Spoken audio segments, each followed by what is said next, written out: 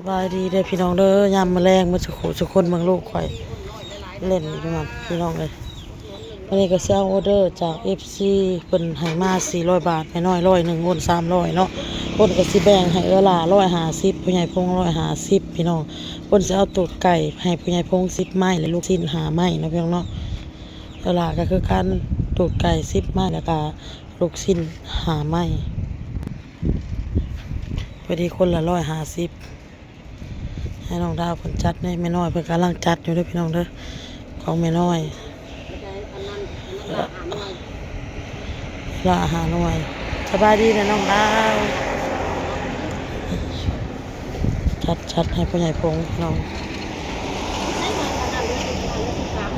มีอ่ะเหลือ16หน่วยคุณใช้ต้นเสือกไม่นอกเด็กแล้วเอาฟังหน่อยเลยเด็กเด็ก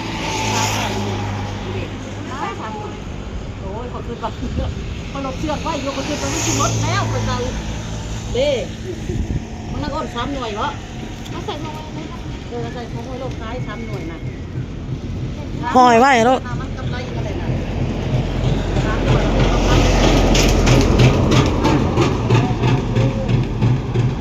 เป็นอย่างเนาะ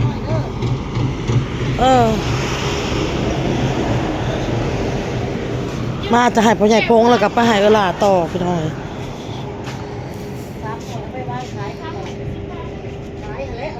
ชุกแล้วของพ่อใหญ่พงนี่2 4 6 8 10ไม้2 4 5ไม้ของพ่อใหญ่พงจัดอันไหนลงไปให้พ่อใหญ่พงก่อนแล้วร้อยของพ่อใหญ่พงอ้นก็สิลงไปก่อนพี่น้องลงไปให้พ่อใหญ่พงก่อนเด้อพี่น้องเด้อใครลูกของแม่น้อย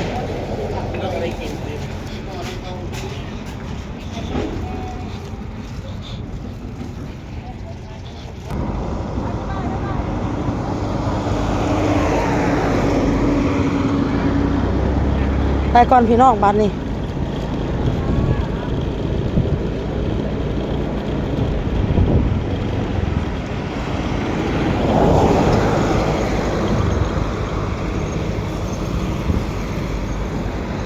พาพ่อใหญ่พงไป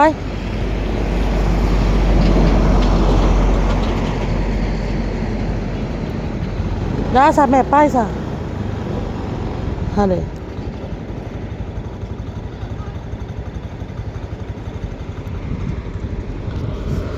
เอาลูกไปนำพี่น้องไปแต่ผู้เดียวกับย่านอ้นก็ได้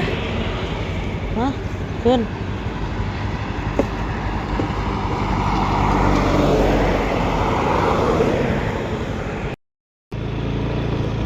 3 แม่ลูกเขากับมากันสมอดโอ้2 แม่ลูกจะเบิดพี่น้องนี่นั่งในบนทางเลยเขาใช้เรื่อยนั่ง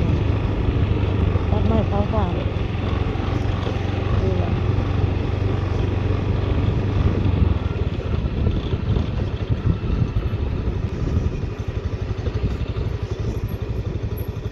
ดีเลยมาฮอดดีเห็นนั่งอยู่นี่เลยก็เผาถ่านพี่น้องพ่อใหญ่พงกันนะโอ้อ้วนเนื้ออ้วนเอาไม้เขาเตาบ่เอาแนวกินมาให้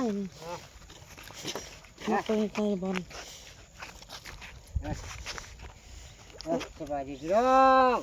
โพนสบายดีค่ะสบายดีพี่น้องของนางโอ้ทงกัน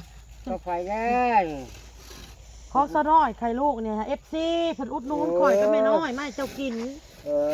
มีปิ้งลูกชิ้นตุกไก่ไข่ลูกอันนี้บ่มีพักมีแก้วโชคดี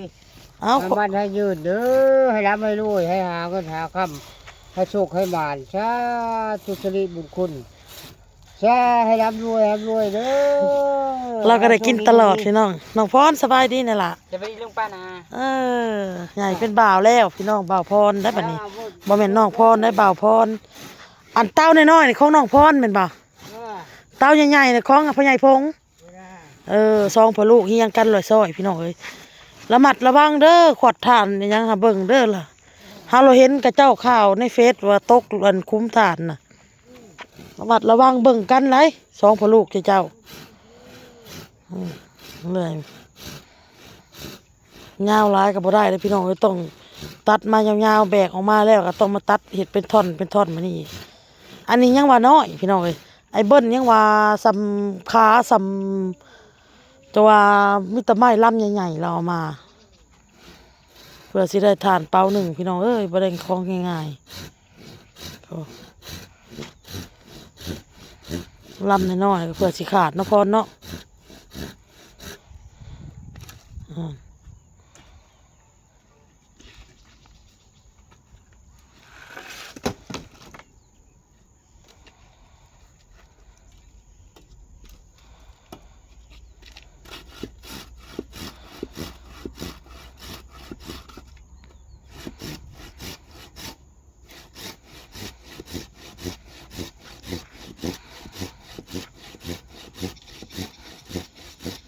เอามันสิคำพี่น้องอ้วนก็สิพาลูกพาเต้าเมื่อไปลูกไป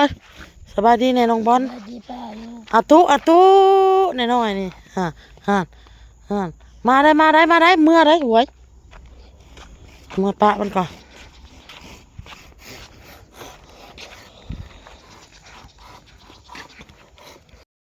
ออเดอร์สิไปส่งพ่อใหญ่พงมาแล้ว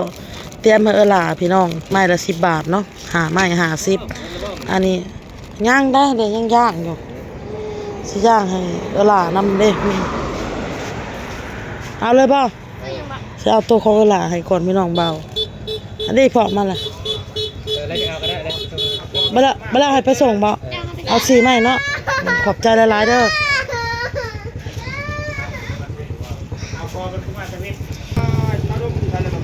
อยู่เฮือนพุ่นแหละบ่เตะมาเลยมาละเอาโตมาน้ำพอพี่น้อย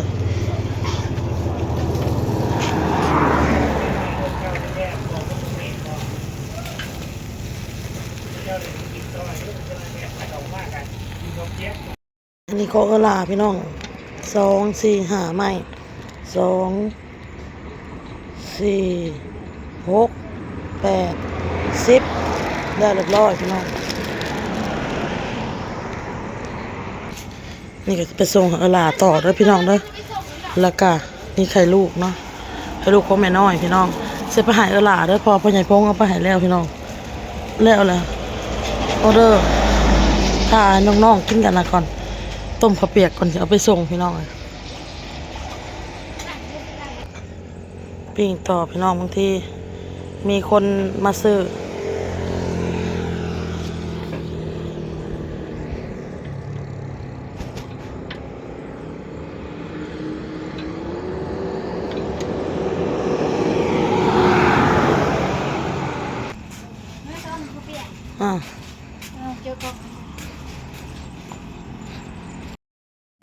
นี่ก็มาคนเพื่อนก็ลาแล้วเด้อพี่น้องใต้แพ็กบ่ได้พี่น้องเอ้ยแบกกระสิมัดนะกราบเอานี่เป็นนั่นนะย่างไข่ไข่ลูกมาเท่าน้อยพี่น้องเอากินมาให้FC เพิ่นให้อ่ะนะของกิน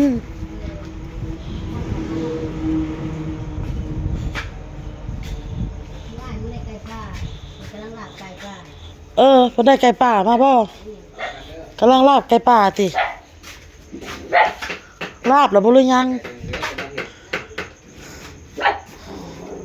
กำลังเห็ดนี่เสือพี่น้องไอ้หน่อยเบ้านะเขาได้ไก่ป่าได้ทุกมื้อบ่อ้าย3-4 มื้อก็ได้มื้อซื่นนั่น2 ตัวก็ได้มื้อนี้ตัวนี้นั่งขี้อาบน้ำเนี่ยหักบ่ได้ขายบ่ได้มากก็มีแต่กินแม่นบ่คนมานทำอะไรก็มานเขาคือเซ็กซี่แท้สบายดีพี่น้องที่สหตัวเป็นเนาะขอบใจทุกได้ตัวเก่าได้วันนี้หลายนะตูดไก่10 ไม้ลูกชิ้น5 ไม้แล้วก็ไข่ลูกอีก5 ลูก อันนี้อาหารโปรดอีกที นาคิงอาบน้ำพี่น้อง สวัสดีจ้าจ้าเอ้ยใส่เสื้อผ้าเลยเย็ดเป็นนางเกียดเลยเอาขอบใจหลายๆเนาะอันผู้ใหญ่ที่ว่าใจดีเลยเรื่องสนับสนุนของเงินน้องอ้นแล้วมาให้สู้กินเนาะก็น้ำกันหายเนาะโอ้ยเอาเฮ็ดได้กะให้บุญคำบุญสู้เนาะสิ่งใดที่ว่าไล่ออกก็ขอให้กลับคืนมาสู้อันครอบครัวของคำหลาก็แล้วกันเด้อพี่น้องเด้อครับทำชิกินเนาะวันนี้เนาะกินข้าวนี้อื่นนะ ขอมกขอบใจผู้รักผู้ใหญ่หลายๆที่เพิ่นอุดหนุนนี่แหละ อันของขายมาให้อาหลากินเด้อกับน้องคิงขอบพระคุณหลายๆโชคให้มานให้ร่ำให้รวยอยู่ดีมีแฮงสุขกายสุขใจให้บุญหอดจอดถึงเนาะ แมน สิเพิ่นเฮ็ดเพิ่นทานมาให้ก็ได้ ขอบพระคุณหลาย วันเอ้ย ๆพ่อครัวมือโปร ตา ไป เขา หามาแล้วก็เฮ็ดให้กินอีกป้าโตหาใช้บ่ได้ได้ผัวแบบนี้หล่านี่ แซ่บบ่แซ่บไปยักเลย ชิม เห็ดแซ่บได้อ้น บ่ เรื่องตำหูเรื่องก็ตำแซ่บนี่ได้ตำหูนะ อืม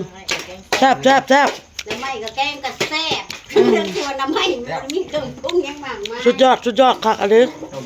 ก็ที่ว่าประเด็นอาหารแซ่บก็ที่ว่าประเด็นนั่น ต้มกับมันจักนั่นเด้อพี่น้องมันบ่เห็นซ้ำนี่น่ะมืดตื้อๆอยู่นี่ ก็เลยอ่ะ นี่น่ะ กินกันเนาะ หาใช้บ่ได้เด้อนี่น่ะไปหามาให้แล้วก็เฮ็ดให้กินอีกพี่น้อง คุณพ่อประเด็นอาหารแซ่บเนาะเฮ็ดแล้วเว้ย ธนาเลยเฮ็ดเอาเข้มๆเด้อเด้อเฮ็ดบ่แซ่บธนา คนแกงน้ำไม้ก็ก็มาแซ่บนี่ได้ค่ะ ตักอย่าเว้าหลายตัก พ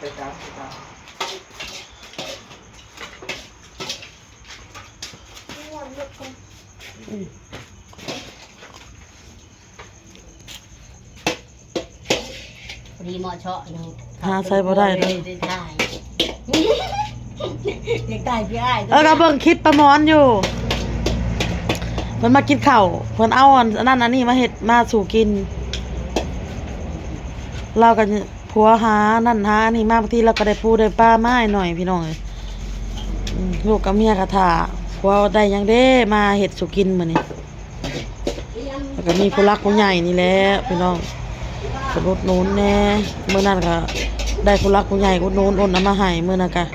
พอดีเลยบ่มีแนวกินเพิ่นก็เลยพากันหิวข้าวพากันกินนั่นที่โอนเอามาให้นะมื้อก่อนนะครับพี่น้องเอ้ยระวังหมาเด้อเฮาน่ะกินอิ่มแล้วทุกเจ้าพากันกินหรอเด้อ นั่งกินชีสก่อน ซิมไม่ได้สั่น กินบ่ต้องชีสเลยกินโลดไปไหนแล้วบ่ เอาล่ะแล้วนอนในเหรอ นอนผู้กับลูกอันผัวเราโตแล้วนอนในห้อง โอ้มืดอะไรคิงอะอัดตู้ค่ะ มันมืดนี่มันมืดแจ้งกลางป่างมันนี่ อิ่มนะครับกินก่อน ห่านมายังกะเก็บห่านเก็บหยังแหละพี่น้องเอ้ยกะสิพากันเข้าเมืองแล้ว ลาไปก่อนพี่น้องคลิปนี้กับพ่อกับคลิปหน้าจ้าบ๊ายบายน้องทอง